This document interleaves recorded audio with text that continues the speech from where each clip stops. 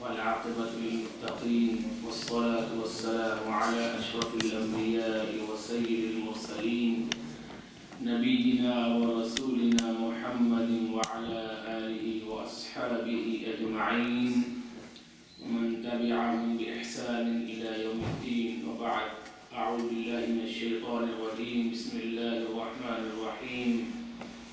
وإذ قال ربك للملائكة إني جاعل في الأرض خليفة قالوا أتجعل فيها من يفسد فيها ويسفك الدماء ونحن نسبح بحمدك ونقدس لك قال إني أعلم ما لا تعلمون.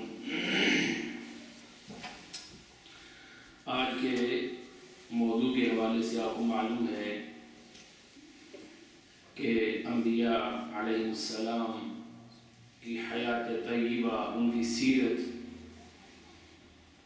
جن کے واقعات اللہ تعالیٰ نے قرآن کریم میں بیان فرمائے کہ ان کا ہم انفرادی طور پر ہر ایک کا تذکرہ کریں، ان کی زندگی کے بارے میں، ان کی قوموں کے احوال کے بارے میں، اور نبیوں کے واقعات میں ہمارے لیے بہت سی نصیحتیں ہیں، بہت سی عبرتیں ہیں۔ اللہ تعالیٰ نے فرمایا کہ ہم نے منہم من قصصنا علیک ومنہم من لم نقصص علیک، کہ ہم نے بعض کے واقعات آپ کو بیان کیے اور بعض کے نہیں بیان کیے۔ جن کے بیان کیے گئے ہیں وہ چند ایک انبیاء ہیں، انشاءاللہ ہم ان سب کے واقعات کو بیان کریں گے۔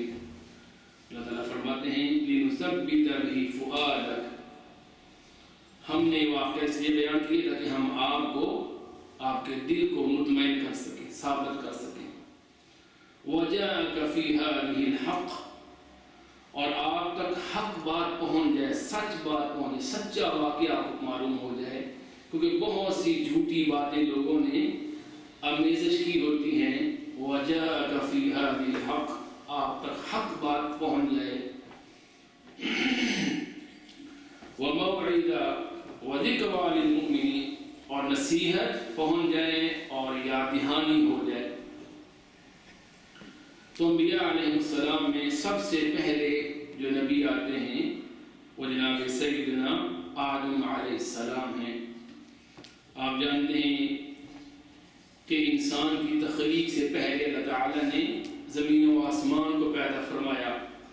نبی علیہ السلام نے فرمایا اول ما خلق اللہ القلم، سب سے پہلے اللہ نے قلم کو پیدا کیا، سب سے پہلے اللہ نے قلم کو پیدا فرمایا ثم امرہ اکتب، پھر اللہ نے قلم سے کہا لکھ، فقال ما اکتب، نے کہا اللہ میں کیا لکھوں؟ فرمایا اکتب ما هو کائن، جو کچھ بھی ہونے والا ہے لکھ دے۔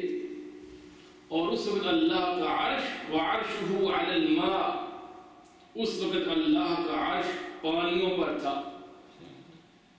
پھر اللہ رب العالمین نے آسمان اور زمین پیدا فرمائے، زمین و آسمان کی تخلیق فرمائی، زمین کو بچھایا۔ ابو ہریرہ رضی اللہ تعالی عنہ کی حدیث فرماتے ہیں مسلم شریف میں کہ اخذ رسول اللہ صلی اللہ علیہ وسلم بیدی، نبی علیہ السلام نے میرا ہاتھ پکڑ کر مجھے فرمایا کہ خلق اللہ الارض، خلق اللہ التربہ یوم السبت، اللہ تعالیٰ نے زمین کی مٹی، یہ تراب، یہ تربہ ہفتے کے دن پیدا فرمائی۔ اور پھر زمین پر اللہ نے پہاڑ، جبال، اللہ نے اتوار کے دن اس پہ پیدا کیے تاکہ زمین یہ اللہ تمید بہم، تاکہ زمین کہیں حرکت میں نہ رہے۔ اور پھر اللہ نے سوموار کے دن اللہ نے اس پہ الشجر، اس پہ اللہ نے درخت پیدا کر دیے، ساری ہریالی سبزے۔ اور منگل کے دن اللہ نے وخلق المکروہ یوم الثلاثاء، اللہ نے جو بھی ناپسندیدہ چیزیں ہیں وہ اللہ نے منگل کے دن پیدا فرمائی۔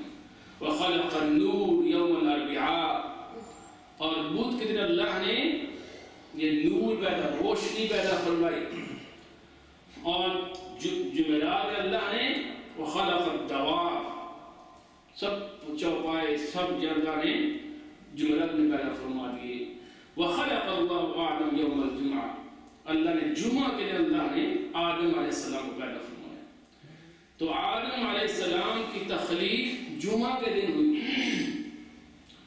اور جمعہ کے دن بھی جمعہ کے آخری جو ساعات ہیں بین العصر والمغرب، عصر اور مغرب کے درمیان جو سب سے بہترین گھڑیاں ہیں، دن کی سب سے بہترین گھڑیاں جن میں دعا کی قبولیت ہوتی ہے، اور یہ وقت بہت قیمتی ہے. اللہ نے اس وقت میں، ان لمحات میں اللہ نے آدم علیہ السلام کو پیدا فرمایا. تو آدم علیہ السلام کی تخلیق سے پہلے یہ آپ کو معلوم ہے کہ اس زمین پر پہلے اللہ نے جن بسائے تھے، اور جنوں سے پہلے اللہ نے فرشتے پیدا فرمائے. ان زمین و آسمان کی تخلیق پر اللہ نے فرشتے پیدا فرمائے جو کہ معصوم تھے، گناہوں سے بالکل پاک صاف.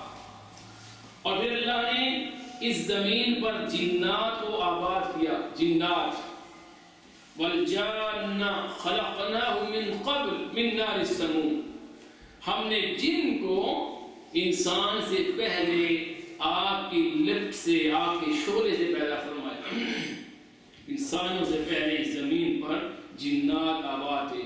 انہوں نے بہت قتل و غارت گری کی، بڑا فتنہ فساد پھیلایا. اور پھر اللہ نے فرشتے بھیج کر ان کو زمین سے نکال دیا، جزیروں پر بکھیر دیا، قید کر دیے گئے.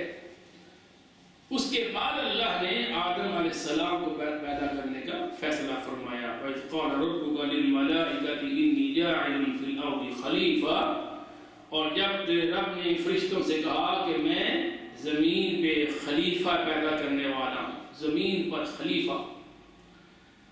تو خلیفہ سے مراد کیا ہے؟ نائب، جانشین. بعض کہتے ہیں کہ خلیفہ سے مراد خلیفۃ اللہ ہے، اللہ کا خلیفہ. اللہ کو اپنے خلیفہ کی ضرورت نہیں ہے. یہاں خلیفہ سے مراد جانشین، جو ایک کے بعد دوسرے کا جانشین بنے گا، ایک قوم کے بعد دوسری قوم کے بعد.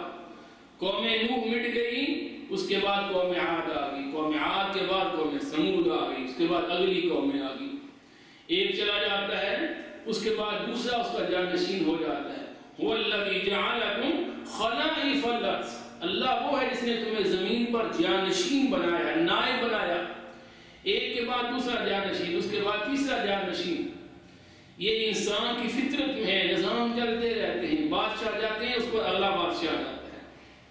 تو یہاں خلیفہ اس معنی میں کہ انسان ایک دوسرے کے جانشین ہیں، یا اس معنی میں کہ جنات کے بعد انسان زمین پہ آئے، جنات کی جانشینی ان کو اٹھا دیا گیا یہاں سے اور انسان کو یہاں آباد کر دیا گیا. جب اللہ نے فرشتوں سے کہا میں زمین پر خلیفہ بنانے والا ہوں، خلیفہ پیدا کرنے والا ہوں، تو فرشتوں نے کہا أَتَجْعَلُ فِيهَا مَن يُفْسِدُ فِيهَا وَيَسْفِكُ الدِّمَاءَ، کیا آپ زمین پہ اس کو پیدا کریں گے جو بڑا فساد پھیلائے گا اور خون بہائے گا؟ تو فرشتوں کو یہ بات کیسے معلوم ہو گئی کہ آدم اور اس کی ذریت وہ خون بہائیں گے انسان؟ کیونکہ پہلے کا تجربہ ان کے پاس تھا. وہ کیا تھے؟ جنات اس زمین پر پہلے آباد تھے.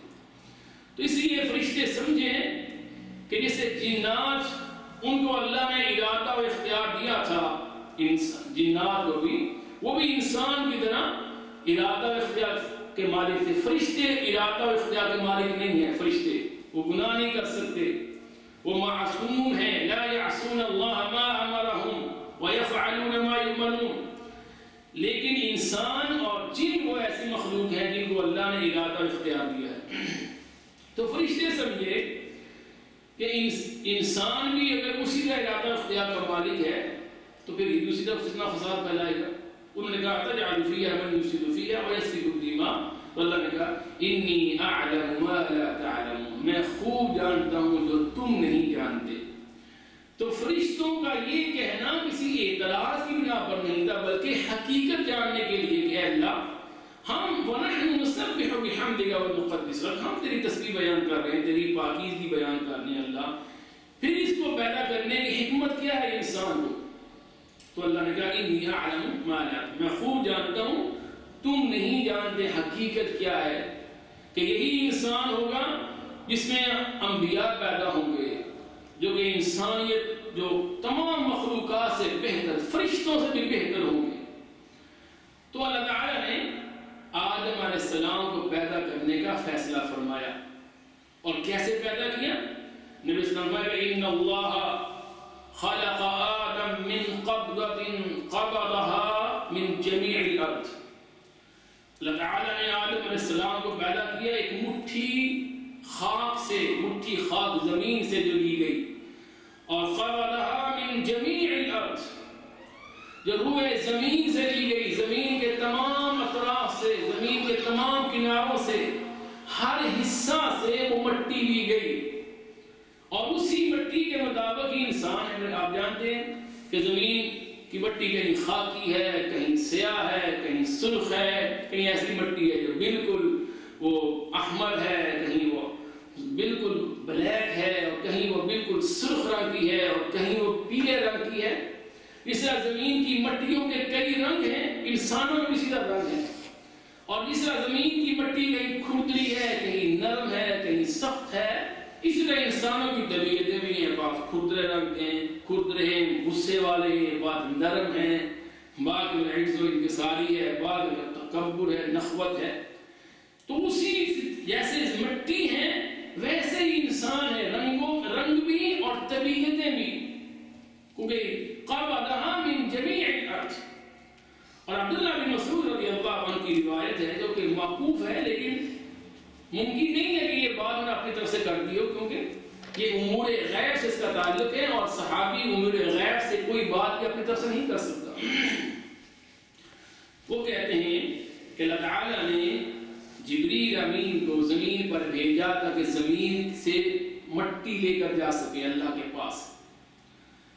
جب وہ زمین لینے کے لیے آئے تو فقالت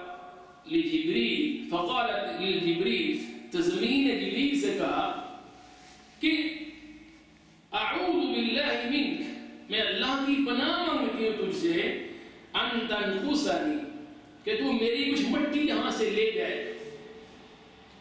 یعنی جبریل سے کہا میں اللہ کی پناہ مانگتی ہوں کہ تو میری مٹی مجھ سے لے جا سکے۔ تو جبریل امین نے چھوڑ دیا، ترس کھا لیا اس پر اور واپس چلے گیا۔ اللہ نے کہا مٹی نہیں لائے، تو جبریل نے کہا کہ اللہ اس نے تیرے نام سے مجھ سے پناہ مانگی تھی اور میں نے اس کو پناہ دے دی۔ اس نے کہا اعوذ باللہ من ان تنقصنی۔ اللہ نے پھر اس کے بعد میکائیل کو بھیجا، ان سے بھی یہی سلوک ہوا۔ زمین نے پھر کہا کہ میں پناہ مانگتی ہوں اللہ کی کہ تو میری مٹی مجھ سے لے جا سکے، تو میکائیل نے بھی پناہ دے دی اور مٹی نہیں لے کے گئے۔ پھر اس کے بعد اللہ نے ملک الموت کو بھیجا، ملک الموت، اور اس کو بھی زمین نے یہی لفظ کہا، اور ملک الموت نے کہا کہ انا اعوذ باللہ منکی، میں اللہ کی تجھ سے پناہ مانگتا ہوں اس بات سے کہ تو مجھے من ان منعتنی ان انفذ امر ربی، کہ تو مجھے میرے رب کا حکم نافذ کرنے سے روک سکے۔ میرے رب نے مجھے حکم دیا ہے مٹی لے کے آؤں، اور میں پناہ مانگتا ہوں کہ اللہ کے حکم کو میں نافذ کرنے سے محروم رہ جاؤں، میں تو مٹی لے کر جاؤں گا۔ چنانچہ میں نے مٹی لی، فخالت، اور پھر مکس کر لی مختلف علاقوں سے، مختلف ہر طرح کے علاقوں سے مٹی لی، اور اللہ کے وعدے میں مٹی اللہ کے پہنچ گئے۔ اللہ نے فرمایا کہ ملک الموت، کیا تجھے ترس نہیں آیا زمین پر؟ وہ تجھ سے پناہ مانگ رہی تھی۔ تو ملک الموت نے کہا کہ اللہ تیرا حکم جو ہے وہ زیادہ غالب تھا، تیرا حکم زیادہ لائق تھا کہ میں اس کی پیروی کروں۔ اللہ نے حکم دے دیا، اس لیے کہتے ہیں الامر فوق العدل، کہ حکم زیادہ لائق ہے کہ اس کی پیروی کی جائے، بڑھے گا۔ تو اللہ تعالیٰ نے فرمایا کہ انت تصلح ان تقبض روح ولدی، تو اس کا زیادہ مستحق ہے کہ تو اس کی اولاد کی روحیں قبض کر سکے۔ چنانچہ اللہ نے ملک الموت کو انسان کی روح قبض کرنے کی ذمہ داری عطا فرما دی۔ مٹی بھی وہ لے کر گئے تھے اس زمین سے، اور اس کی روح قبض کرنے کا فریضہ بھی اللہ نے ملک الموت کے سپرد فرما دیا۔ اس کے بعد تو آدم علیہ السلام کی جو تخلیق ہے وہ تراب سے ہے، تراب، تراب وہ مٹی ہے جو خالی جو گوندی ہوئی نہ ہو. پھر اللہ نے اس کو پانی میں گوندا گیا اور وہ فصار تینا، وہ تین بن گئی، وہ مٹی جو جس میں پانی ملا دیا گیا ہو. اور پھر اس کو گوندا گیا فصار تین لازق، وہ چپکنے والی مٹی. جب گوندا جائے تو چپک، آپ جانتے ہیں آٹا گونا جاتا ہے وہ چپک جاتا ہے، لٹی بنائی جاتی ہے، تو وہ تین لازق چپکنے والی مٹی بن گئی. پھر اللہ نے اس کو چھوڑ دیا، پڑی رہی، اور جب چیز پڑی رہے گوندی ہوئی اس کے اندر حمأ مسنون، بدبو پیدا ہو جاتی ہے، من حمأ مسنون. تو یہ بدبودار مٹی ہو گئی. اور پھر وہ مٹی پڑی رہی، اللہ نے مجسمہ بنا دیا آدم علیہ السلام کو، اس کو چھوڑ دیا.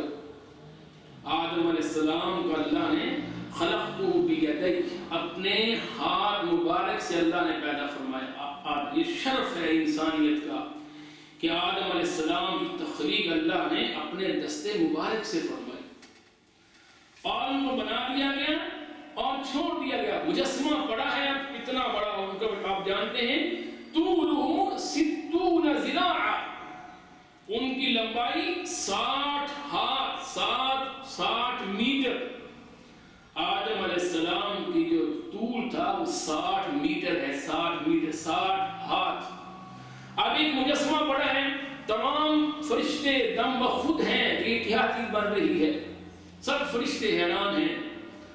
اب اس کے بارے میں مختلف اقوال ملتے ہیں کہ فرشتے بڑے ڈر رہے تھے اس مجسمے کو دیکھ کر، یہ کیسا مجسمہ بنا ہے.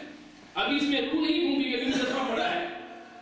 اور بعض روایات میں آتا ہے کہ ابلیس وہ اس مجسمے کے پاس آتا اور آ کر اس کو ٹھوکر مارتا، کیونکہ جب پڑا رہا مجسمہ دیر تک، بعد روایت 40 برس تک آدم علیہ السلام کا مجسمہ پڑا رہا، 40 برس تک. اب 40 وہ خشک ہو گیا، اور وہ جب خشک ہو گیا تو کھنکنے والا، بجنے والا ہو گیا. یعنی کچھ چیز جب آپ مجسمہ بناتے ہیں، کوئی گھڑا بناتے ہیں، پڑا رہتا ہے، خشک ہو جاتا ہے، اس پہ ٹھوکر لگاتے ہیں تو آواز پیدا ہوتی ہے. تو ابلیس آ کر ٹھوکر مارتا، اور جب اس کی آواز آتی تو پوچھتا لِأَمْرٍ مَا خُلِقْتَ، تجھے کس لیے اللہ نے پیدا کیا ہے، کیا مقصد ہے تیرا پیدا کرنے کا. تو پھر وہ اندر گیا. بعض عبداللہ بن عباس فرماتے ہیں کہ دخل من فم، ان کے منہ سے داخل ہوا، وخرج من دبر، اور ان کی پیٹھ سے باہر نکل گیا. اور اس نے معلوم کر لیا کہ وَإِنَّهُ أَجْوَفُ، کہ یہ تو اندر سے کھوکھلا ہے، خالی ہے. تو فرشتے کہنے لگے اس کو گھبرانے کی ضرورت نہیں ہے، یہ کچھ نقصان نہیں دے سکتا، کیونکہ اندر سے جو چیز خالی ہے وہ اپنے اوپر مالک نہیں ہو سکتی، اس کا اندر بھرنے کے لیے محتاجی ہے دوسروں کی. تو سمجھ گیا کہ انسان وہ اپنے معاملات کا خود مالک نہیں ہوگا، اسے دوسروں کی محتاجی رہے گی. اور اس نے کہا واللہ لئن سلطت علیہ لأہلکنہ، اگر اللہ نے مجھے اس پر غلبہ دے دیا تو میں اس کو تباہ کر دوں گا. تمہیں گھبرانے کی ضرورت نہیں ہے، یہ تو کچھ بھی ہے، اس سے ڈرنے کی ضرورت نہیں ہے. تو اب یہ آدم علیہ السلام کی تخلیق سے پہلے کی باتیں ہیں. فرشتے ابھی بھی حیران و ششدر ہیں کیا چیز پیدا ہو رہی ہے. اب سب سے اہم مرحلہ شروع ہوا وہ آدم کی تخلیق کا، نفخ، روح کی اندر ڈالے جانے کا. اور وہ منظر بھی بڑا عجیب ہے. یعنی انسانی تاریخ کا، اس کائنات کی تاریخ میں سب سے اہم مرحلہ کہ آدم علیہ السلام کے مجسمے میں روح ڈالنے کا. اور جب روح ڈالی گئی تو اس کے بارے آتا ہے جب جیسے ہی روح کا آغاز ہوا سر سے، جب آنکھوں میں پہنچی آدم علیہ السلام نے دیکھا تو جنت کے مناظر، بڑے خوش ہو گئے. ناک تک پہنچی روح، فعطس، ان کو چھینک آ گئی. فقال الحمدللہ، چھینک پر کہا الحمد. بعد میں آتا ہے کہ فرشتوں نے کہا اے آدم کہہ الحمدللہ. چنانچہ آدم علیہ السلام نے الحمدللہ کہا تو اللہ نے فرمایا یرحمک ربک، تیرا رب تجھ پر رحمت کرے گا. یعنی یہ الحمدللہ، یہ وہاں سے اس کا آغاز ہے. السلام نے الحمدللہ کہا، اس کے بعد روح نیچے تک گئی، پیٹ تک اور پھر قدموں تک، پاؤں تک روح پہنچ گئی۔ اللہ نے فرمایا اے آدم، اب فرشتے سب کھڑے ہیں، سب حیران شد۔ اللہ نے فرمایا آدم اذهب الى الملائکہ الى هؤلاء النفر، ان فرشتوں کے پاس جاؤ اور ان کو جا کر السلام علیکم کہہ، اور پھر دیکھ وہ تمہیں کیا جواب دیتے ہیں۔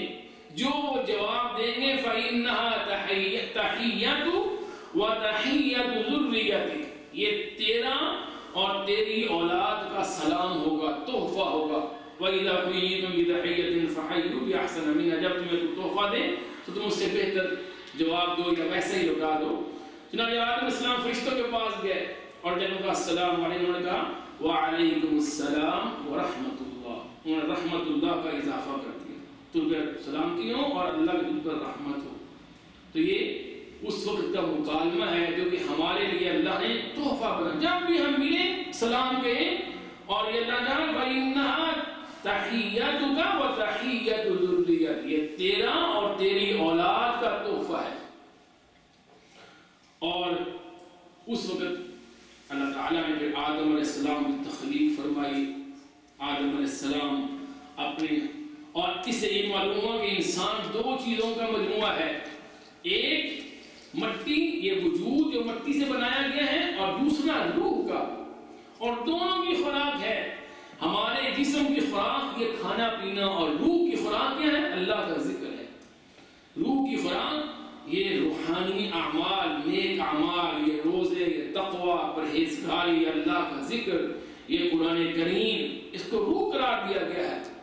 دونوں خوراک کی ہمیں ضرورت ہے، یہ جسمانی جسم کی زندگی کے لیے کھانا پینا، اور روح کی غذا اللہ کا ذکر، قرآن کریم، یہ عبادات، یہ روزے، یہ نوافل، یہ فرائض۔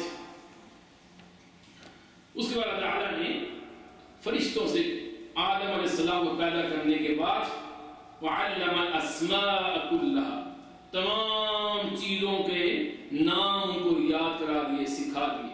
اور تمام چیزیں کیا ہیں؟ اس کے بعد اس کا اقوال ہے کہ ہر وہ چیز جس کی انسان کو اس دنیا میں ضرورت ہے، ہر چیز کے نام سکھا دیا دنیا، یہ سورج ہے، یہ چاند ہے، یہ پہاڑ ہے، یہ درخت ہے، یہ فلاں چیز ہے، یہ پتھر ہے، ایک ایک چیز، حتیٰ کہ جو گھر کی بنیادی چیزیں ہیں، یہ پلیٹ ہے، یہ جو چمچ ہے، ہر چیز کا وَعَلَّمَ آدَمَ الْأَسْمَاءَ كُلَّهَا، تمام علم کو سکھا دیا، ہر طرح کا علم دے دیا۔ اور پھر اللہ نے پھر اللہ نے فرشتوں سے کہا انبئونی باسماء هؤلاء ان کنتم صادقین، اگر تم سچے ہو تو مجھے ان چیزوں کے نام بتاؤ۔ انہوں نے کہا سبحانک لا علم لنا الا ما علمتنا انک انت العلیم الحکیم، اے اللہ تو پاک ہے، ہمیں اس کا علم نہیں، ہم وہی جانتے ہیں جو تو نے ہم کو علم سکھایا ہے۔ آدم علیہ السلام کی برتری عظمت اجاگر کرنے کے لیے اللہ تعالیٰ نے آدم علیہ السلام کو نام سکھایا، نام سکھائے اور فرشتوں کا امتحان لیا جو کہ جواب نہ دے سکے، تو آدم علیہ السلام کی عظمت اجاگر کر دی۔ انسان کی عظمت، سربلندی یہ علم میں ہے، علم، اللہ نے علم کی برتری اجاگر کی کہ انسان کی برتری فرشتوں پر علم کی وجہ سے ہے۔ اس لیے اللہ کہتے ہیں نا یرفع اللہ الذین آمنوا منکم والذین اوتوا العلم درجات، اللہ ایمان اور علم کی وجہ سے درجے بلند فرماتا ہے۔ چنانچہ اللہ نے کہا اسجدوا لآدم، آدم کی برتری واضح ہو گئی، اب تم سب اس کو سجدہ ریز ہو جاؤ، سب فسجد الملائکہ کلهم اجمعون، تمام فرشتے سجدے میں گر پڑے الا ابلیس، سوائے ابلیس کے۔ ابلیس فرشتوں میں سے نہیں تھا، کان من الجن، وہ جنات میں سے ہے، فرشتوں میں سے نہیں ہے، لیکن چونکہ وہ فرشتوں کے ساتھ رہتا تھا، اللہ کا بڑا عبادت گزار تھا اور فرشتوں کے ساتھ ہی رہ رہا تھا، تو وہ بھی اس حکم کا پابند تھا۔ وہ فرشتہ نہیں تھا کسی صورت بھی فرشتہ، وقت اللہ نے صاف کہہ دیا کان من الجن، وہ جنات میں سے تھا، تو وہ پابند تھا سجدے کے، اس نے ابا واستکبر، اس نے انکار کر دیا اور تکبر کیا، اور تکبر کس بات پہ کیا؟ اس نے قیاس کیا کہ خلقتنی من نار و خلقتہ من طین، میں سجدہ کیسے کروں اس انسان کو کہ اللہ تو نے مجھے آگ سے پیدا کیا اور اس کو تو نے مٹی سے پیدا کیا۔ یہ تکبر تھا اس کا۔ اسی لیے حسن بصری فرمایا کرتے تھے کہ اول من قاس ابلیس، سب سے پہلے اس نے قیاس کیا وہ ابلیس تھا کہ آگ اوپر اٹھتی ہے نیچے نہیں جاتی، مٹی نیچے گرتی ہے، انسان مٹی سے ہے تو یہ نیچے سجدہ یہ کرے نہ کہ میں سجدہ کروں۔ تو تکبر کی وجہ سے سجدے سے انکار کر دیا۔ اللہ نے کہا ما منعک ان تسجد لما خلقت بیدک استکبرت ام کنت من الکافرین، تجھے کس چیز نے روکا کہ تو اس کو سجدہ نہ کرے کہ جس کو میں نے اپنے ہاتھوں سے پیدا کیا، تجھے سجدہ کرنا چاہیے، اس نے نہیں کیا۔ تو اللہ نے کہا تو نکل جا میرے دربار سے، اخرج منہا مذموما مدحورا، میرے دربار سے تو یہاں سے نکل جا۔ تو منہا سے بعد مراد دیا اس مقام و مرتبہ سے تو نکل جا۔ بعد نے کہا منہا سے مراد جنت ہے، جنت سے اس کو نکال دیا گیا۔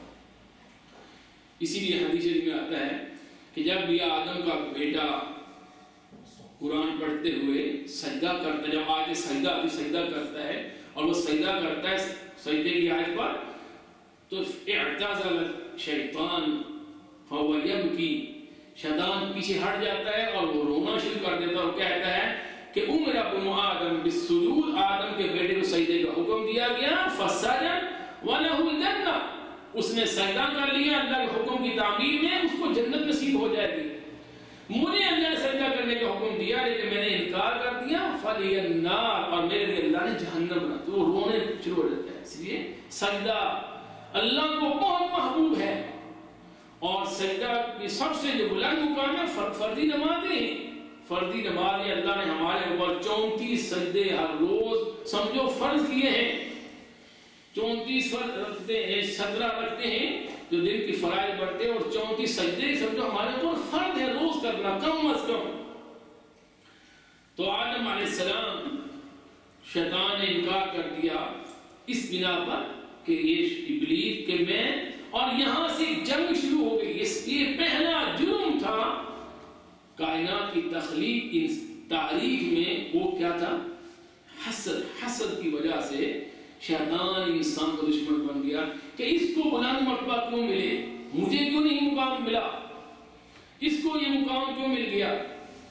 تو حسد کا آغاز یہاں سے، اور جنگ کا آغاز اسے لڑکا یا بنی آدم لا یفتننکم الشیطان، اے آدم کی اولاد شیطان کہیں تمہیں دھوکے میں نہ ڈال دے، فإنہ عدو لک، اے آدم یہ تیرا دشمن ہے۔ اور ہم کو بھی کہا گیا کہ ان الشیطان لکم عدو فاتخذوہ عدوا، شیطان تمہارا دشمن ہے اور تم اس کو دشمن سمجھنا۔ یہ دشمنی اس نے شروع کر دی وہاں سے۔ اور آدم علیہ السلام کو اللہ نے فرشتوں نے سجدہ کروانے کے بعد ان کا مقام و مرتبہ بلند کر دیا، تو اللہ تعالیٰ کی وہ نعمتوں سے مالا مال ہونا شروع ہو گئے۔ اب یہاں ایک مسئلہ دوسرا ہے، وَخَلَقَ مِنْهَا زَوْجَهَا، آدم علیہ السلام اکیلے تھے، اکیلے۔ اللہ کہتے ہیں یا ایھا الناس اتقوا ربکم الذی خلقکم من نفس واحدہ، انسان اپنے نفس سے ڈر دو، اس نے تم کو ایک نفس سے پیدا کیا، آدم علیہ السلام۔ وخلق منها زوجها، یہ پہلا انسان تھا آدم، اور پھر اللہ نے اس سے اس کی بیوی پیدا کی۔ آدم علیہ السلام سو رہے تھے، اٹھے تو حوا علیہ السلام آپ کی زوجہ محترمہ پاس بیٹھی ہیں، پوچھا من انتی، تو کون ہے؟ انہوں نے کہا انثى، میں مؤنث ہوں، میں عورت ہوں۔ انہوں نے پوچھا کس کے لیے پیدا کی؟ کہا میں تاکہ تو مجھ سے سکون حاصل کر سکے، لتسکن الیہ، تو اللہ کہتے ہیں نا ہم نے تمہارے لیے تمہارے جوڑے پیدا کی، بیوی پیدا کی، لتسکن الیہ، تاکہ تم اس سے سکون حاصل کرو، قرار حاصل کر سکو۔ تو آدم علیہ السلام کی بیوی پیدا کر دی گئی، اور وہ کہاں سے پیدا کی گئی؟ ان کی بائیں پسلی سے۔ اس لیے ہم نے کہا کہ عورت کی تخلیق ہے وہ پسلی سے کی گئی ہے، اور پسلی ٹیڑھی ہوتی ہے، تو اس لیے اس کے ساتھ تمہیں ایسا ہی گزارا کرنا پڑے گا، اگر تم سیدھا کرنا چاہو گے تو یہ ٹوٹ جائے گی۔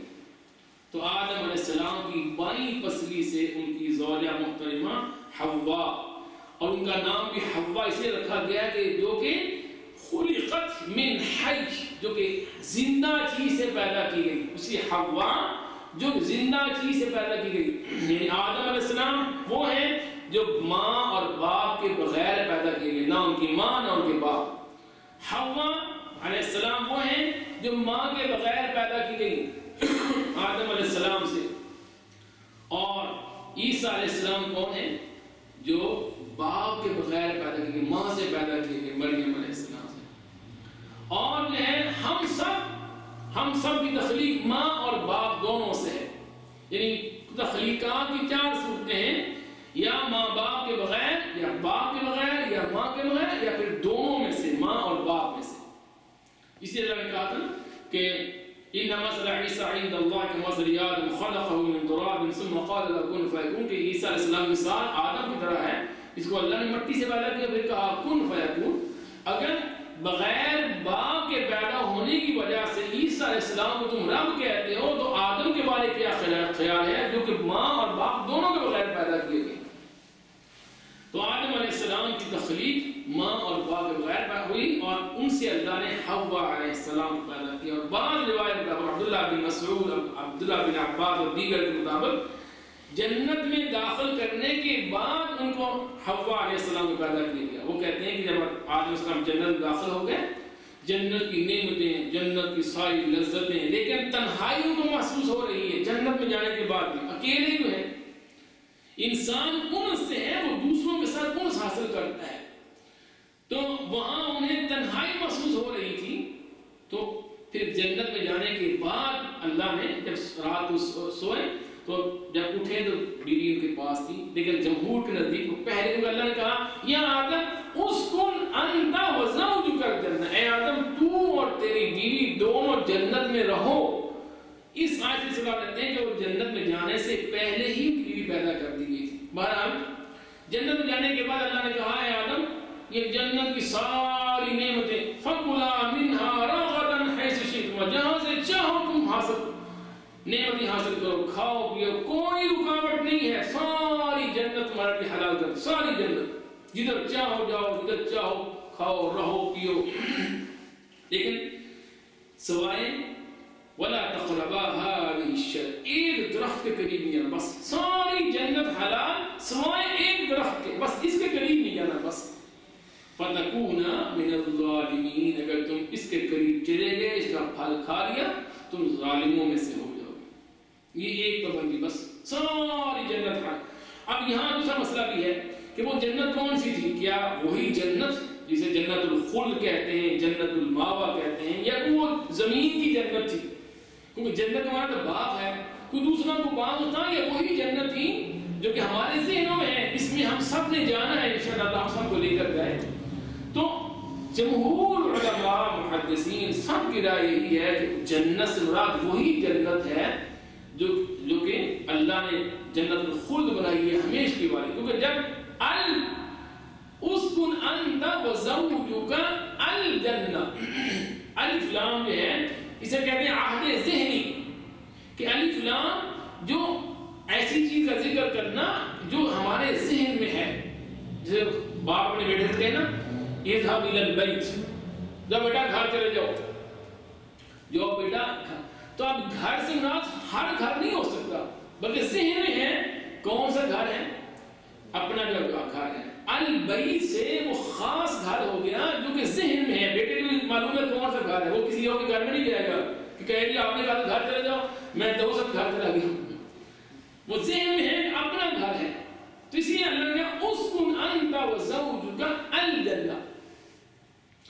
اور اس کی دلیل میں کون حدیث کی ہے؟ جو حدیث سے شفاعت ہے، قیامت کا روز تمام انسان آدم علیہ السلام کے پاس جائیں گے اور کہیں گے کہ اے آدم آپ ہمارے لیے سفارش کریں، اس میں لفظ ہے کہ اے آدم آپ اللہ سے جنت کا دروازہ کھلوائیں ہمارے لیے، ہم جنت میں داخل ہو سکیں۔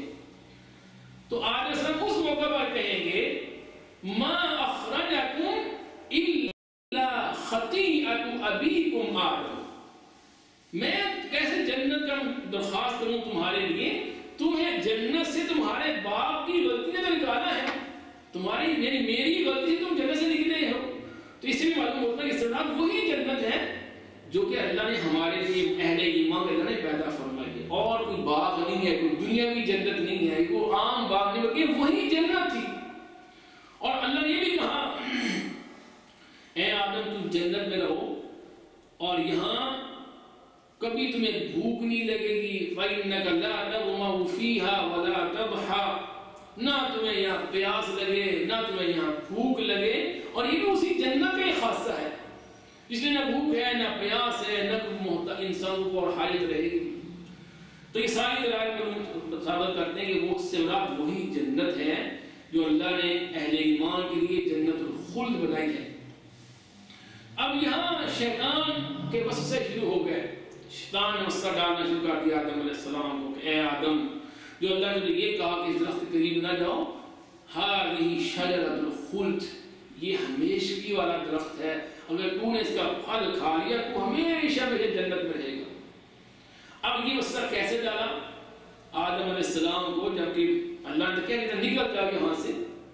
تو کیا شیطان جنت میں کیسے داخل ہوا اس کے بارے میں بحث میں جانے کی ضرورت ہے. اللہ نے کہہ دیا وسوسہ ڈالا تو وسوس لهما الشیطان فاخرجهما فازلهما الشیطان عنها, شیطان نے پھسلا دیا, شیطان نے بہکا دیا, شیطان نے ان کو نکلوا دیا. ساری باتیں قرآن میں مذکور ہیں, ہمیں اس میں پڑھنے کی ضرورت نہیں. بہرحال بعض یہ کہتے ہیں کہ جو اللہ نے کہا تھا کہ اخرج منها مذموما مدحورا, اس کا جنت نہیں تھی بلکہ وہ بلند مقام تھا, اس مقام سے محروم ہو گیا, اس مقام سے نکل جا. یا اپنی بات کہتے ہیں جیسے اللہ نے ابن کثیر نے لکھا ہے, جب اللہ نے کہا نکل جا تو نکلتے نکلتے آدم علیہ السلام کو خیال ڈال گیا دل میں. نکلتے نکلتے شیطان تو وسوسہ ڈال سکتا ہے, نکلتے نکلتے کہہ دیا کہ آدم دیکھو یہ درخت ہے, اس کا پھل کھا لو, میں تو نکل رہا ہوں یہاں سے, تو بھی اس کا پھل کھا لے تاکہ تو پھر ہمیشہ ہمیشہ جنت کا مستحق بن جائے گا, تو ہمیشہ ہمیشہ جنتی بن جائے گا, تو میرے باہر نہیں نکل سکے گا. بہرحال بعد نے کہا جو کہ اسرائیلی روایات سے استدلال لیا ہے, ہمارے بعض علماء نے بھی اس کو تائید کی ہے. بعض کہتے ہیں کہ وہ شیطان ایک سانپ کے منہ میں اندر داخل ہو گیا, اور یعنی شیطان کا داخلہ تو منع تھا لیکن سانپ کے منہ میں جا کر بہت بڑا عذاب اس کے منہ میں جا کر, یہ اسرائیلی روایات ہیں, بعض نے اس کو بیان کیا. لیکن بہرحال جیسے بھی ہے یہ بات واضح ہے کہ شیطان نے وسوسہ ڈالا, وقاسمہما, قسمیں اٹھائیں, انی لکما لمن الناصحین, میں تمہارا بڑا خیر خواہ ہوں, اس درخت کا پھل کھا لو چکھ لو, تم ہمیشہ ہمیشہ جنتی بن. اور یہ انسان کی فطرت ہے, انسان چاہتا ہے کہ میں نعمتوں سے محروم نہ ہو جاؤں.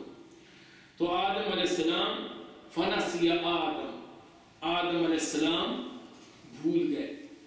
کیا بھول گئے کہ اللہ نے مجھ سے وعدہ لیا اور مجھے اللہ نے روکا, اور یہ بھول گئے. فنسی آدم ونسی ذریہ, آدم بھول گئے, آدم کی اولاد بھی بھول گئی. یہ بھولنا ہماری فطرت میں ہے, ہم سب کو. اور اسی طرح اور روایت میں آتا ہے فجحد آدم وجحد ذریہ, آدم نے جھگڑا کیا, بحث کی, اور اس کی اولاد بھی جھگڑالو بن گئی. وہ کب ہوا جب آدم صلی اللہ نے پیدا فرمایا نا, پیدا کرنے کے بعد حدیث میں لفظ ہیں کہ اللہ تعالیٰ نے ان کی پشت پر ہاتھ پھیرا اور تمام انسانیت جو بھی قیامت تک پیدا ہونے والی ان کی اولاد کو پیدا کر دیا. سب اولاد آدم علیہ السلام کی پشت سے اللہ نے پیدا کر دی, جس سے چینٹیاں ہوتی ہیں اس طرح ساری روحیں اللہ نے پیدا کر دی. اور حدیث میں آتا ہے کہ جب آدم علیہ السلام نے اپنی اولاد کو دیکھا, ان کے چہرے دیکھے, تو ان میں ایک چہرہ دیکھا بڑا روشن, بڑی پہچانی چمک رہی. پوچھا اللہ یہ کون ہے؟ کہا یہ تیرا بیٹا جو سب آخر میں آنے والا ہے, اس کا نام داؤد ہے, داؤد علیہ السلام. بڑے روشن, بڑا خوبصورت چہرہ ان کا. تو پوچھا اس کی کتنی عمر ہے؟ تو کہا کہ اس کی عمر 60 سال ہے. کہا اللہ میری عمر سے بھی اس کو 40 سال عمر دے دو, یعنی اس کی عمر 100 سال کر دی جائے. چنانچہ جب آدم علیہ السلام کی وفات کا وقت آیا, بتایا گیا تمہاری عمر تو 40 سال کم ابھی رہتی تھی, لیکن کیونکہ تم نے دیری ہوئی اپنے بیٹے داؤد کو, اس لیے تمہیں آج فوت کر دیا جا رہا ہے. تو جھگڑا کیا, نہیں میری بھی 40 سال عمر باقی رہتی ہے, مجھے کیوں مارنے لگی ہوگی. تو وجحد آدم وجحد ذریہ, آدم نے جھگڑا کیا, اس کی ذریت بھی جھگڑالو بن گئی. یہ فطرت میں سے کچھ ہے. اسی طرح حدیث میں آتا ہے کہ حوا اگر نہ ہوتی تو تمام عورتیں خیانت نہ کرتی. حوا آدم علیہ السلام کی زوجہ محترمہ، اس کے بارے میں آتا ہے پہلے پھل انہوں نے خود کھایا، خود پھل میں نے کھایا، پھر اپنے خامد آدم علیہ السلام کو مجبور کیا کہ تو بھی اس کو کھا. چنانچہ بیوی کے کہنے پر آدم علیہ السلام نے بھی پھل کھایا. نتیجہ یہ ہوا دونوں، کیونکہ پہلے منع کیا گیا تھا اور کہا گیا تھا کہ اگر تم کھاؤ گے تو پھر کیا فتش کا مشقت میں بڑھ جاؤ گے. وَإِنَّ لَكَ أَلَّا تَجُوعَ فِيهَا وَلَا تَعْرَى، کیونکہ یہاں تجھے نہ بھوک لگتی ہے نہ تم یہاں برہنہ ہوتے ہو. جیسے ہی پھل کھایا تو نور کے پردے ہٹ گئے، جنہوں نے ان کے جسموں کو ڈھانپا ہوا تھا وہ ہٹ گئے اور برہنہ ہو گئے. تو اللہ نے کہا کہ یہ شیطان تمہارا دشمن ہے اور وہ چاہتا ہے يَنزِعُ عَنْهُمَا لِبَاسَهُمَا، وہ ان دونوں سے اس نے ان کا لباس اتروا دیا جو نور کا لباس تھا. تو پھل کھانے کا نتیجہ یہ ہوا کہ جنت کی پوشاک سے محروم ہو گئے اور برہنہ ہو گئے. پہلی بار انہوں نے اپنے اعضاء کو دیکھا، اپنے جسم کو دیکھا تو یہ شرم و حیا یہ انسان کی فطرت میں رکھ دی گئی. فوری شرماتے ہوئے جلدی جنت کے درختوں کے پتوں سے اپنے آپ کو ڈھانپنے لگ گئے. یہ فطرت ہے انسان کی، انسان حیا اس میں رکھی گئی ہے. اللہ نے کہا ہے آدم میں تو کہا نہیں تھا یہ شیطان تمہارا دشمن ہے، اس سے بچتے رہنا، اس کی بات نہ مانا. تو آدم علیہ السلام کو اللہ نے کہا اب یہاں سے تم نکل جاؤ، اب دنیا سے، یعنی تم منع کر دیا گیا تھا لیکن تم نے کھا لیا، اب زمین پہ اہبطوا الی الارض، سب زمین پر اتر جاؤ. شیطان کو اتار دیا گیا، آدم علیہ السلام کو بھی، حوا علیہ السلام کو بھی، اور ان اسرائیلی اور بھی جو اژدہا تھا اس کو بھی زمین پہ اتار دیا گیا. زمین پہ آدم علیہ السلام کہاں اتارا گیا؟ مختلف روایات آتی ہیں. بات کہتے ہیں کہ آدم علیہ السلام کو ہندوستان میں جہاں سری لنکا ہے اس علاقے میں اتارا گیا، حوا علیہ السلام کو جدہ کے مقام پہ اتارا گیا، بعض کہتے ہیں کہ صفا مروہ کی پہاڑی پہ اتارا گیا، مختلف بات ملتے ہیں، پر زمین پہ ان کو اتار دیا گیا. اور زمین پہ آنے کے بعد جب زمین پہ آئے کہ آدم علیہ السلام تو اپنے ساتھ جنت سے ایک پتھر بھی ساتھ لے کے آئے جو کہ حجر اسود ہے. اس سے اپنے آنسو پوچھ رہے تھے. وہ جنت سے ساتھ لے کے آئے جو بالکل سفید پتھر تھا اور انسانوں کے گناہوں کی وجہ سے وہ آہستہ آہستہ سیاہ ہوتا گیا. یہ وہ جنت کا پتھر ہے جو بھی اس کا استلام کرے گا، اس کا بوسہ دے گا، اس کو ہاتھ لگائے گا، یہ پتھر قیامت کے روز اس کے حق میں گواہی دے گا. اللہ تعالیٰ ہمیں اس کی گواہی کا مستحق بنائے. آدم علیہ السلام زمین اتار دیے گئے. فَتَلَقَّى آدَمُ مِن رَبِّهِ كَلِمَاتٍ، آدم علیہ السلام نے اللہ نے ان کو کچھ کلمات سکھا تاکہ ان کی توبہ قبول ہو سکے. وہ کلمات کیا تھے؟ اللہ نے خود بیان کر دیا. قال ربنا ظلمنا انفسنا وان لم تغفر لنا وترحمنا لنكونن من الخاسرين. یہ ہمارے یہاں من گھڑت باتیں انہوں نے نبی کے وسیلے سے بات کی، یہ سب جھوٹی باتیں ہیں. اللہ نے جب اس کا جواب خود دے دیا، اب اس کے مقابلے میں کوئی اور باتیں گھڑنا بغیر کسی صحیح حدیث کے، بغیر کسی دلیل کے، یہ سب سے بڑا جھوٹ ہے. آدم علیہ السلام کی دعا، یہ دعا پڑھنے سے قبول ہوئی. ربنا، ان کی توبہ یہ دعا پڑھنے سے ہوئی ہو. ربنا ظلمنا انفسنا وان لم تغفر لنا وترحمنا لنكونن من الخاسرین. یہ دعا پڑھتے رہے اور عرصہ دراز تک روتے رہے، ہمیشہ زندگی بھر یہ ان کو غم لگا رہا کہ مجھے اللہ نے جنت سے نکال دیا ہے. اب زمین پہ آ گئے. اب زمین پہ آنے کے بعد پھر ان کی ملاقات حوا علیہ السلام سے ہوئی. اس لیے بعد میں میدان عرفات کا نام اسے کہتے ہیں عرفہ، کہ یہاں حوا اور آدم علیہ السلام کی ملاقات ہوئی. یہاں انہوں نے دوسرے کو پہچانا. ایک زمین پہ ایک نظام شروع ہوا. یہ دنیا کا نظام اللہ نے پہلے کہا تھا کہ اے آدم کہیں شیطان کی بات نہ مان لینا، یہ درخت نہ کھا لینا. فتشقا، تو مشقت میں پڑ گئے. مشقت والی زندگی کا آغاز ہو گیا. اس کے بارے آتا ہے کہ ان کو خود سکھایا گیا کہ کیسے تمہیں زمین بونی ہے، کیسے تم نے فصل حاصل کرنی ہے، کیسے گندم بونی ہے. یہ ساری مشقتیں ان کو سکھا دی گئی. وہ گندم بوتے، وہ دانہ بوتے، اس سے پانی لگاتے، زمین نرم کرتے، پھر ساری وہ کھیتیاں پھر ان کو کاٹتے، پھر اس سے اپنا کھانا بناتے. یہ ساری مشقتیں شروع ہو گئی. اور اسی لیے دیگر روایات میں آتا ہے کہ فرشتے ان کے پاس اللہ تعالیٰ نے اتارتے وقت ان کو جنت کے پھل بھی دیے کہ یہ پھل تم دنیا میں لے جاؤ، یہ پھل تم جا کر کھاؤ، ان کو بو زمین پہ پھل اگیں گے، یہ پھل کھاؤ۔ دنیا کے پھل جنت کے پھلوں کی مشابہت رکھتے ہیں، لیکن فرق یہ ہے کہ وہ کبھی خراب نہیں ہوتے، وہ کبھی باسی نہیں ہوتے، یہ پھل خراب ہو جاتے ہیں۔ آپ کیلا لے کے آتے ہیں 2 دن بعد خراب ہو جاتا ہے، اور پھل رکھتے خراب ہو جاتے ہیں۔ جنت کے پھل خراب نہیں ہوتے۔ اسی طرح کہتے ہیں نا کہ جب جنتی جنت میں جائیں گے، ہم ان کو پھل دیے جائیں گے تو کہیں گے ہاں الذی رزقنا من قبل، یہ تو وہی پھل ہے جو ہم پہلے کھاتے تھے دنیا میں۔ ہاں الذی رزقنا من قبل، وہ پھل دنیا کے پھلوں سے مشابہت تو ہوگی، لیکن ذائقہ، لذت، مٹھاس، خوشبو بہت بہتر ہوگی۔ یہ دنیا کے پھل جنت کے پھلوں کے مشابہت، اسی لیے جب جنت کا ذکر کرتے ہیں اس میں انگوروں کا ذکر کرتے ہیں، اس میں کھجوروں کا ذکر کرتے ہیں، اس میں اناروں کا ذکر کرتے ہیں، اس میں سارے پھل یہ ایسی پھل ہوں گے۔ تو یہاں پر وہ پھل یہ سارا شروع کر دیا، اور آدم علیہ السلام اور حوا علیہ السلام سے اللہ نے پھر ان کی ذریت وخلق منها زوجها وبث منهما رجالا كثيرا ونساء، اسے اللہ نے بہت سے انسان، مرد، عورتیں پیدا کر دی، ساری نسل کی شروع ہو گئی۔ بعض کے مطابق آدم علیہ السلام سے 40 جوڑے پیدا ہوئے، 40 جوڑے، یعنی ان کا طریقہ یہ تھا کہ ایک حمل میں اللہ تعالیٰ آدم علیہ السلام کو بیٹا اور بیٹی عطا فرماتے، ایک حمل میں، اور اگلے حمل میں پھر بیٹا بیٹی، اور ان کی شادی کیسے ہوتی؟ پہلے حمل کا بیٹا، دوسرے حمل کی بیٹی، دوسرے حمل کا بیٹا اور پہلے حمل کی بیٹی، اس طرح ان کا نکاح ہو جاتا۔ اور اس یعنی کوئی اور طریقہ ہی نہیں تھا انسانی نسل کو بڑھانے کا، تو بہن بھائی کا نکاح اس شریعت میں جائز کر دیا گیا، بعد میں حرام کر دیا گیا۔ بعد میں اس سے بھی زیادہ ان کی اولاد، یعنی 100 سے زیادہ جوڑے ان کی اولاد کے، 120 140 زیادہ کے مطابق 40 بیٹے بیٹیاں، یعنی جوڑے، یعنی 80 بیٹے بیٹیاں کے اللہ نے پیدا فرمائے، اور پھر انہی سے آگے نسل بڑھی۔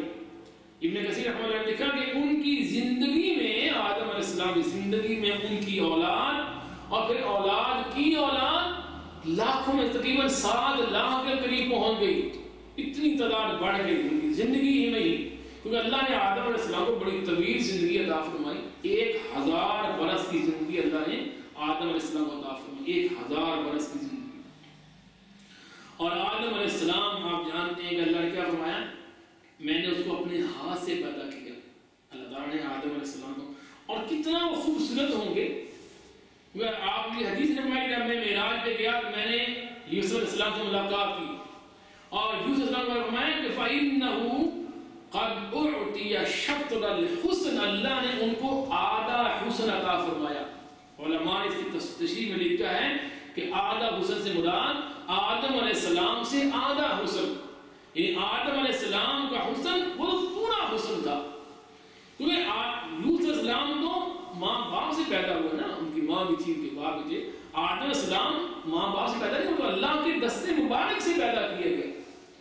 کتنا ان کا، اسی لیے انسانیت میں سب سے زیادہ خوبصورتی اللہ نے آدم علیہ السلام کو عطا ہوئی، اور حوا اس کے بعد سب سے زیادہ خوبصورت اللہ نے حوا علیہ السلام کو عطا فرمایا، سب سے خوبصورت ترین تھے۔ تو زمین پہ آ کر ان کی اولادیں بڑھنا شروع ہوئی، بڑھتے رہے، اور پھر آپ جانتے ہیں دوسرا واقعہ بھی ہوا، جو پہلا جرم اس زمین پر ہوا وہ حابیل اور قابیل کا واقعہ نہ، وَاتْلُ عَلَيْهِمْ نَبَأَ بَنِي آدَمَ بِالْحَقِّ، ایک حمل کا بیٹا دوسرے حمل کی بیٹی، یہ اصول تھا، یہ ضابطہ تھا۔ قابیل کی جو ساتھ پیدا ہونے والی بہن تھی وہ زیادہ خوبصورت تھی، حابیل کے ساتھ جو بہن پیدا ہوئی وہ کچھ کم تھی، جس کے ساتھ قابیل کا نکاح ہونا تھا وہ کم حسن میں تھی بنسبت اس لڑکی کے جس کے ساتھ حابیل کا نکاح ہونا تھا۔ تو قابیل کی خواہش تھی کہ میں اپنے ساتھ پیدا ہونے والی بہن سے نکاح کروں جو کہ زیادہ خوبصورت تھی، اس کا حق نہیں بنتا، اس کے لیے جائز نہیں تھا، اس کے لیے حلال نہیں تھا۔ اس پر بحث آدم علیہ السلام نے کہا تم دونوں قربانی کر لو، جس کی قربانی قبول ہو جائے گی اس کو اس کا حق مل جائے گا۔ اذ قربا قربانا فتقبل من احدهما ولم يتقبل من الاخر. تو ایک ہی اللہ نے قربانی قبول کر لی. وہ کون تھا؟ حابیل تھا. وہ جانور چراتا تھا، جانور بکریاں وغیرہ. اس نے قربانی کے لیے بہترین مینڈھا، بہترین جانور پیش کیا. اور جو قابیل تھا وہ زراعت پیشہ تھا، زمین بوتا تھا. وہ گندی سی گندم اور جو باسی اور بیکار ردی طرح کا مال تھا وہ اس نے قربانی کے لیے پیش کیا. یعنی اللہ تو کیا ہے؟ اللہ کے بتائیے لا ینال اللہ لحومها ولا دماؤها ولكن ينال التقوى منكم. اللہ کو نہ قربانی کا خون پہنچتا ہے نہ گوشت پہنچتا ہے، بلکہ اللہ کو تمہارے دلوں میں تقوی کو ڈالا. دلوں میں کتنا شوق، ذوق اور تقوی ہے. حابیل نے بہت عمدہ جانور پیش کیا قربانی کے لیے. قابیل نے جو ردی قسم کا مال تھا وہ قربانی کے لیے پیش کیا، کیونکہ اصول یہ تھا کہ آگ آئے گی اور آگ جلا دے گی جس کی قربانی قبول ہو. اس نے کہا ردی مال دے دو. چنانچہ آگ آئی اور آ کر حابیل کے جانور کو قبول کر لیا گیا اور اس کو جلا دیا گیا. ان کو اس کی قربانی قبول کر دی گئی اور قابیل کی قربانی قبول نہ ہوئی. اس کو غصہ وہی جو پہلے آ چکا ہے کہ پہلا جو جرم تھا وہ حسد تھا. حسد سب جرائم کے میں سب سے پہلے پیدا کیا گیا. وہ کیا تھا؟ شیطان کا جو تکبر تھا وہ حسد کی بنا پر تھا کہ اللہ نے اس کو مقام کو دے دیا اتنا بڑا، اللہ نے اس کو کیوں چن لیا. اور یہی حسد جو تھا قابیل کے اندر بھی تھا کہ یہ کیوں اس کو لے جائے. حسد کی وجہ سے شیطان نے سجدے سے انکار کیا اور حسد کی وجہ سے قابیل نے حابیل کو قتل کرنے کا فیصلہ کیا. میں تجھے قتل کر دوں گا، تیری قربانی کیوں کی قبول ہو گئی. لا تقتلنک قال انما يتقبل الله من المتقين. حابیل نے کہا اللہ تو اس کی قربانی قبول کرتا ہے جو تقوی والے ہوتے ہیں، جو متقی پرہیزگار ہوتے ہیں. میرا اس میں کوئی قصور نہیں ہے. تیرے اندر ایک چیز خوبی نہیں تھی تو میں کیا کر سکتا ہوں. لئن بسطت الی یدک لتقتلنی، اگر تو اپنا ہاتھ پھیلائے گا مجھے قتل کرنے کے لیے، ما انا بباسط یدی الیک لیقتلک، میں تجھے قتل نہیں کروں گا. میں چاہتا ہوں کہ انی اريد ان تبوء باسمی واسمک فتکون من اصحاب، میں چاہتا ہوں تو میرا بھی گناہ اور اپنا بھی گناہ لے کر اللہ کے پاس ہے اور جہنم کا مستحق بنا دے. اسی حدیث شریف میں آتا ہے قیامت کے لیے فتنہ پھیل جائے گا تو آپ نے کہا تھا تم بھی آدم کے بیٹے حابیل کی طرح بن جانا. جب فتنے پھیل جائیں گے اور فتنے تمہارے اندر گھر کے اندر تک آ جائیں تمہیں مارنے کے لیے، دشمن تمہارے گھر کے اندر آ جائیں، تم بھی حابیل کی طرح بن جانا. جس نے کہا تھا میں اپنا ہاتھ نہیں بڑھاؤں. حالانکہ علماء لکھتے ہیں حابیل جو ہے وہ طاقت میں قوت میں قابیل سے زیادہ تھا، چاہتا تو مار دیتا، بہت طاقتور تھا. لیکن عاجزی تھی اس کے اندر، اللہ کا خوف تھا، تقویٰ تھا. اس نے کہا میں اپنا ہاتھ نہیں بڑھاؤں گا تاکہ میں گنہگار نہ ہو جاؤں. اور اگر وہ بھی مقابلے میں آ جاتا، جیسے کہ آپ نے حدیث سنی ہے کہ اذا التقى المسلمان بسيفيهما، جب دو مسلمان اپنی تلوار لے کے مقابلے میں آتے ہیں، فالقاتل والمقتول كلاهما في النار، قاتل اور مقتول دونوں جہنمی ہو جاتے ہیں. صحابہ نے کہا یہ کیسے ممکن ہے کہ جو قاتل ہے وہ تو جہنمی ہے ہی، مقتول کو جہنمی فرمایا. وَإِنَّهُ حَرِيصٌ عَلَى قَتْلِ صَاحِبِهِ، وہ بھی اپنے ساتھی قتل کرنا چاہتا تھا. وہ تو قسمت تھی، اس کا وار چل گیا، اس کا نہیں چل سکا. تو اس لیے جو حابیل جیسے بن جاؤ، اس نے کہا میں ہاتھ نہیں بڑھاؤں گا، تو نے مارنا مار دے. تو لکھا علماء ابن کثیر نے کہ ایک بار ایسا ہوا کہ حابیل جو ہے وہ جانور چرانے گیا اور لیٹ ہو گیا، واپس نہ آیا گھر میں. آدم علیہ السلام نے کہا پریشان ہو کے باپ کو، میرا بیٹا نہیں گھر میں آیا. تو قابیل سے کہا دیکھو بھی یا ڈھونڈ کے لاؤ حابیل کو، اپنے بھائی کو. وہ ڈھونڈنے گیا تو اب اکیلا میں اس کو مل گیا حابیل. کہا آج تجھے نہیں چھوڑوں گا. اور بعد میں دکھا کہ حابیل اس کو سویا ہوا مل گیا. قابیل کو حابیل سویا ہوا. اب حابیل سو رہا ہے، تنہائی ہے، کوئی آس پاس قریب نہیں ہے. تو اس نے ظالم نے ایک پتھر اٹھایا اور زور سے اس کے سر پہ دے مارا. اس کے موقع پر ہی ان کے بھائی حابیل کی شہادت ہو جاتی. وہی یہ پہلا خون ہے جو انسانیت کا زمین پر بہایا گیا، حسد کی وجہ سے اور عورت کی وجہ سے. یہ پہلا خون ہے. اب جب بھائی بھائی کو دیکھا وہ تو فوت ہو گیا، بیٹھ کر رونے لگے.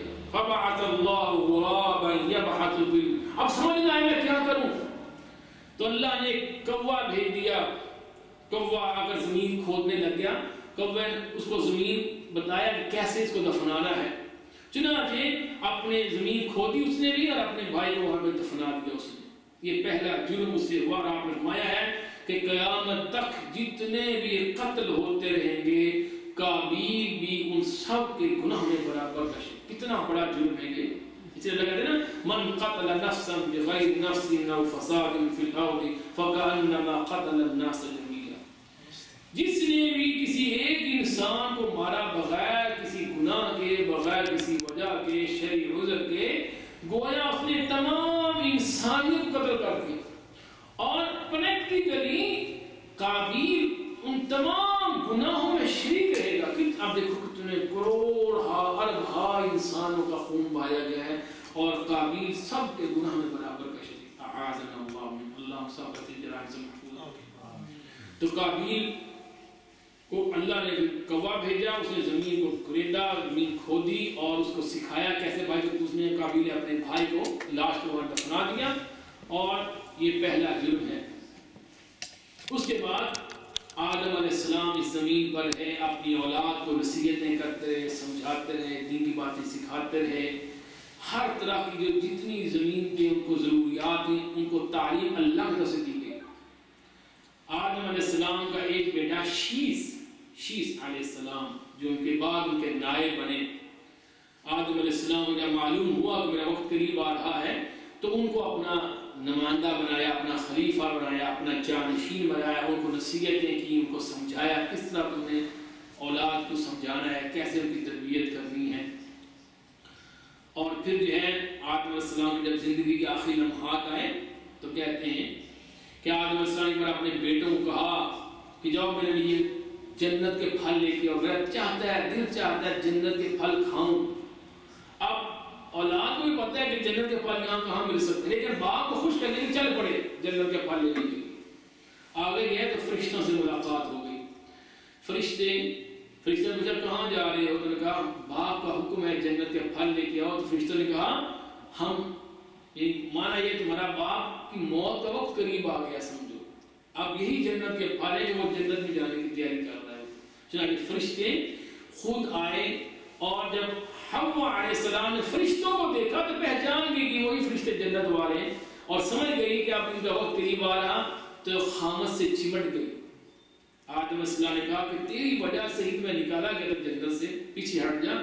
چنانچہ فرشتوں میں قریب ہو گئے اور فرشتوں نے ان کی روح کا جو پہلے واقعہ آ چکا ہے کہ وہاں بحث بھی ہوئی کہ جو بیٹے کے بارے میں داؤد علیہ السلام عمر خود دے دی تھی، بعد میں کہا تھا کہ میری عمر کیوں کم کی جا رہی ہے. نے کہا تو نے خود عمر دے دی ہے. فجأة آدم علیہ السلام نے جھگڑا کیا تو آدم علیہ السلام کی روح قبض کر دی گئی، وہ فوت کر دی گئی.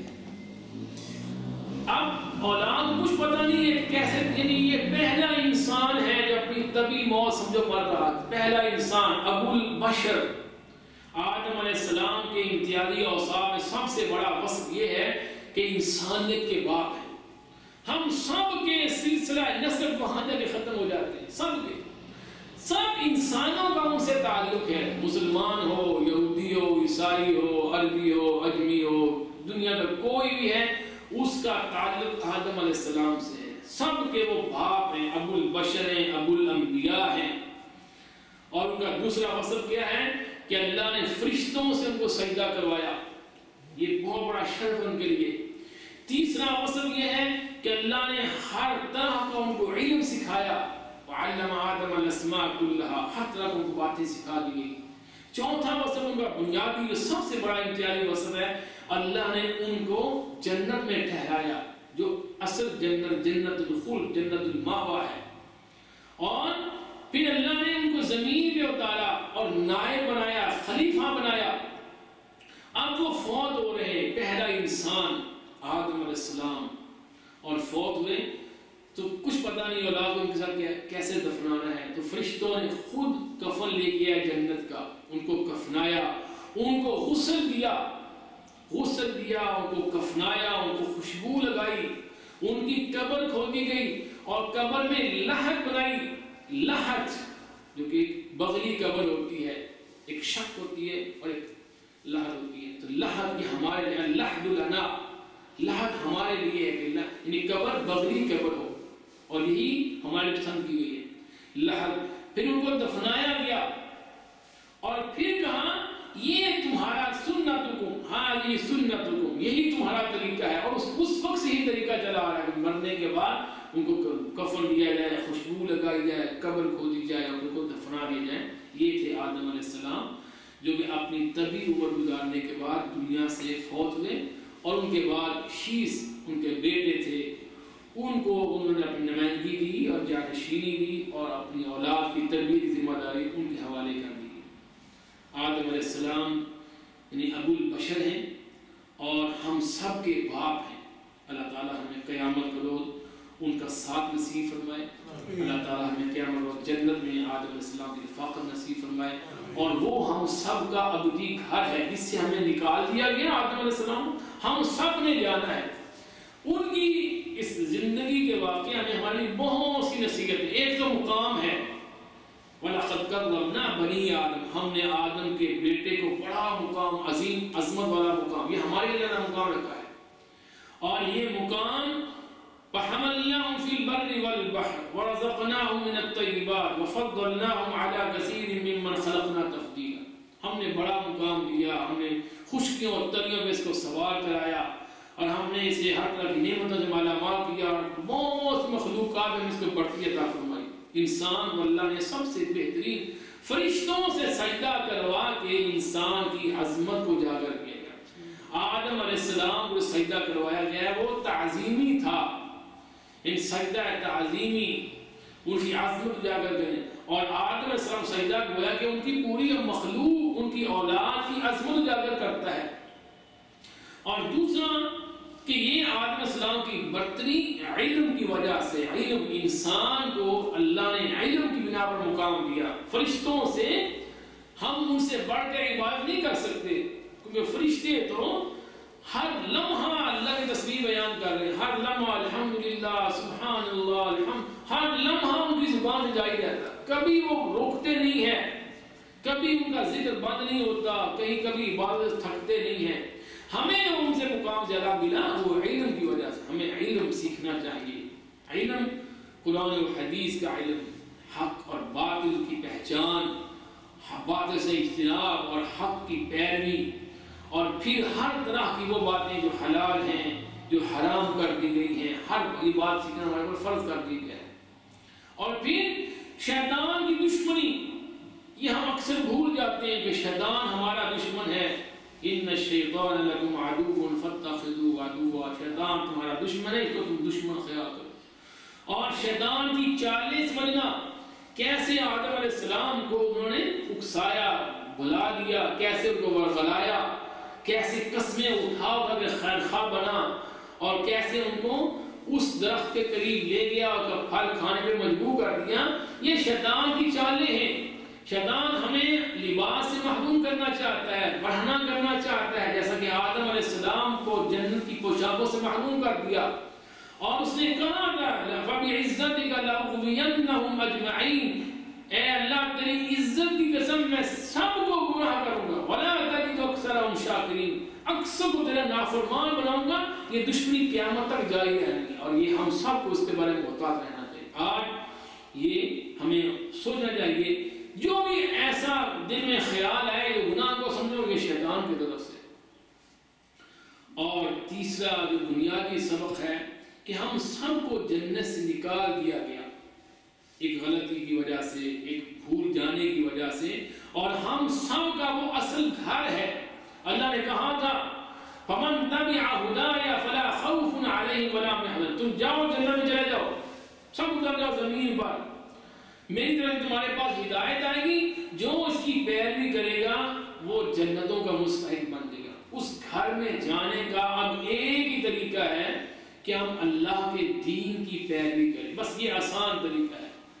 جو چیزیں اللہ نے بھیج دی یہ کام کرو اس سے کریں، جس سے روک دیا رک جائیں، یہی طریقہ ہے جنت جانے کا، اس کے علاوہ اور کوئی طریقہ نہیں ہے، کوئی بائی پاس نہیں ہے، کوئی شارٹ کٹ نہیں ہے، صرف فمن تبع ہدایا فلا خوف علیہم ومن اعرض عن ذکری فإن له معیشة ضنکا ونحشره یوم القیامة، جو اس منہ اللہ کے ذکر سے منہ موڑ لے گا اس کی دنیا کی زندگی تنگ ہو جائے گی اور قیامت روز اس کو اللہ اندھا کر کے اٹھائے گا۔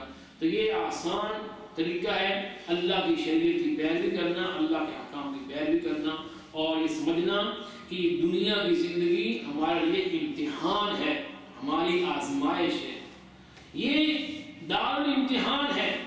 اللہ تعالیٰ نے جو جنت میں آدم علیہ السلام کو رکھا تھا، یہ بھی بات بڑی سمجھ لیں، اس کے بارے میں علماء یہ کہتے ہیں کہ جنت میں ان کا جو قیام تھا ہمیشہ کی خاطر نہیں تھا، وہ بھی امتحان تھا ان کا، کیونکہ اللہ نے کہا تھا انی جاعل، میں پیدا کرنے والا ہوں، فی الجنہ یا فی الارض، کہا انی جاعل فی الارض، میں زمین میں پیدا کرنے، یہ نہیں کہا انی جاعل فی الجنہ، میں زمین میں خلیفہ بنانے والا ہوں۔ آدم علیہ السلام کی تخلیق کا مقصد زمین میں جانشینی تھی، خلیفہ بننا تھا۔ جنت میں جو رکھا گیا تھا امتحان تھا ان کا، امتحان بھی رکھا گیا، اور اس کہاں ساری جنت حلال ہے، ایک درخت قریب نہیں جانا، بس وہ امتحان میں ناکام ہو گئے اور دنیا میں اتار دیا۔ اب ہمارے لیے بہت بڑا امتحان ہے، ہمیں ہر طرح بتا دے گا یہ حلال ہے یہ حرام ہے، ادھر جانا ہے ادھر نہیں جانا، یہ دیکھنا ہے یہ نہیں دیکھنا، یہ کھانا ہے یہ نہیں کھانا، یہ پینا ہے، ہر طرف امتحان، اور یہ وہی امتحان ہے جو آج ہم سب کے اوپر ہے۔